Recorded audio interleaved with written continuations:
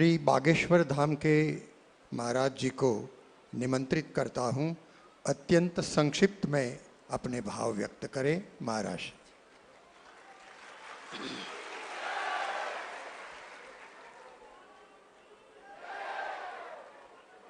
श्री सीतानाथ समारंभां श्री रामानंदार्य मध्यमाम् अस्मदाचार्य पर्यन्तां वन्दे श्री गुरु परंपरा। तुलसी सीता राम रटो हिय राखो विश्वास, कबहू बिगड़त ना सुने रामचंद्र के दास। तुलसी वृक्ष न जानिए गाय न जानिए ढोर, मात पिता गुरु मानुष न जानिए यह सब हैं नंद किशोर।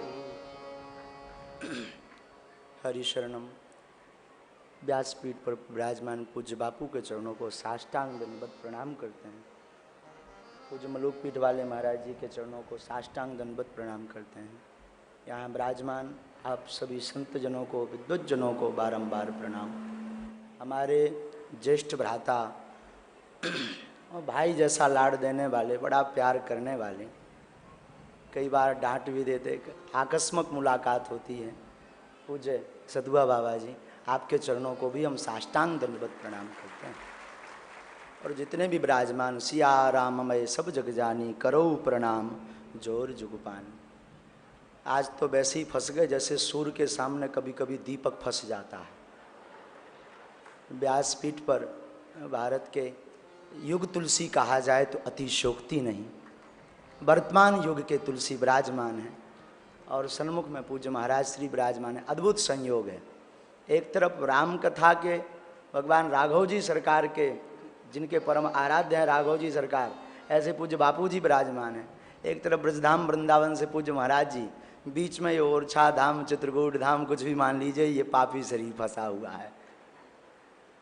इन तीनों में, इन दो के बीच में, महापुरुषों के बीच में क्या बोल दें। बापू की रहनी और कथा के भाव को देख करके लगता है व्यास की रहनी हो तो पूज्य बापू जी की जय बाती हो।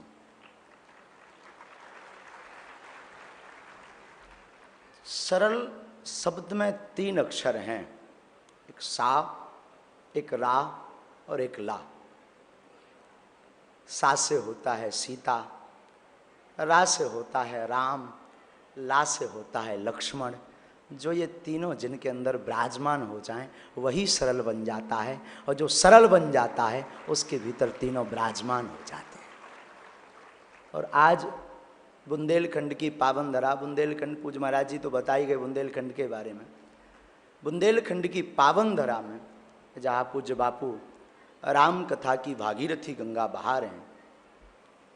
स्वांता सुखाए तुलसी रघुनाथ गाथा, भाषा निविद मति मंजुल मातुनोती।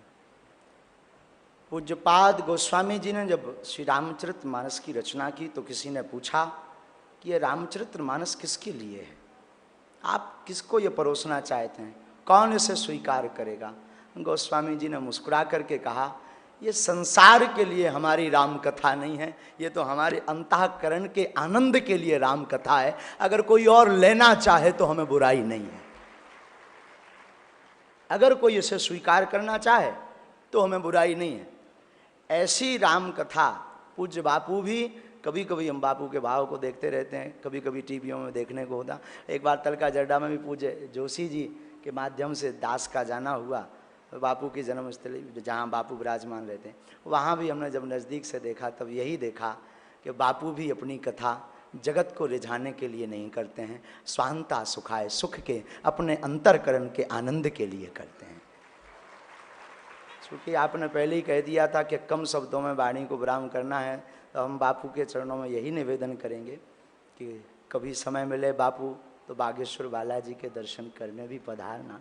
हमारी सामर्थ्यता तो नहीं है बुलाने की कभी, लेकिन लोक व्यवहार में यही कह सकते हैं, आप तो हनुमान जी के साथ सदैव रहते हैं, हनुमान जी आपके साथ रहते हैं। कभी बागेश्वर वाले बालाजी अगर आपको अंतर मन में प्रेरणा देवें तो ज़रूर पधारना।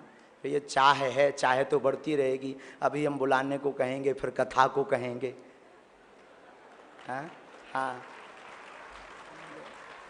न जाने क्या क्या कहेंगे। एक महापुरुष कहते थे, चाहे पैसों से आनों में आती रही, चाहे आनों से रुपया बनाती रही, चाहे रुपयों से नोट बुनाती रही, चाहे नोटों से कोठी चुनाती रही, चाहे कोठी में मोटर मंगाती रही, चाहे मोटर से होटल में जाती रही, चाहे होटल में बोतल खुलाती रही, चाहे क्या क्या न करती कराती रही। चाहे पाली जिन्होंने वो पीले हुए, चाहे छोड़ी जिन्होंने वो रसीले हुए, चाहे जी से लगी जी जरा हो गया, चाहे हरी से लगी जी हरा हो गया। अब एक ही चाहे हमको चाहिए, वो अगर चाहे तो फिर क्या चाहिए। हनुमान जी चाहें तो क्या चाहिए। तो हम तो यही कहेंगे जो हनुमान जी चाहें। और बापू के लिए हमारे पूज्य दादा गुरु का एक श्लोक है, अगर बापू की आज्ञा है तो सुनाऊं।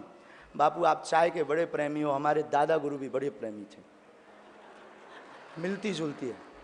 40 चाय के पहले उनका श्री गणेश नहीं होता था। 40 से कम हो तो वो सोचते थे कि आज हड़ताल है, तो उनसे बोला जाता था कि नहीं नहीं दूध नहीं है। तब उनसे कहते थे कि इतनी चाय क्यों पीते हो। जिनकी शरण में ये दास रहा, जिसके कारण ये दास आपके सामने खड़े होने लायक बना है, या जिनके कारण इस दास के मुख में वाणी की सामर्थ्यता है, वो दादा गुरु कहते थे, केटली गर्भ संभूतम शक्कर पत्ती मिश्रतम कप मध्य विराजते देवी ओम चाय चंडकाय नमो नमः। तो हमें खबर आई कि ऐसा हम गाड़ी में आ रहे तो पता नहीं कोई भीतर से कह रहा था कि बापू के पास जा रहे हो, ये श्लोक चढ़ा के आना अपनी तरफ से। हमने कहा अगर ना चढ़ाऊं तो, बोले आकर के फिर मार चमीटा लाल करूंगा। अरे हमने कहा सॉरी बाबा, मैं जाके ही बोलूंगा, माइक ना भी मिलेगा हम जबरदस्ती छीन लेंगे, कहेंगे बापू बेट। केटली गर्भ संभूतम शक्कर पत्ती मिश्रतम कप मध्य विराजते देवी ओम चाय चंडकाय नमो नमः। इसका मतलब ये भी है कि बापू कभी मौका मिलेगा तो हम चाय पिएंगे आपकी शीत प्रसादी के रूप में। हम प्रणाम करते हैं, ज़्यादा बहुत समय ले लिया, क्षमा मांगते हैं। जो भी वाणी से दास के द्वारा धृष्टता निश्चित है, मूर्ख आदमी है, पढ़े लिखे हैं नहीं, गांव के गवार हैं बापू, मूर्ख आदमी नालायक हैं, कौन पढ़े लिखे हैं।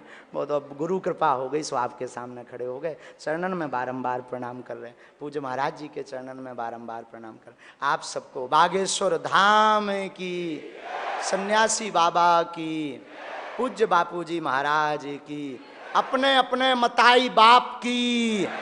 नमः पार्वती पते हर हर।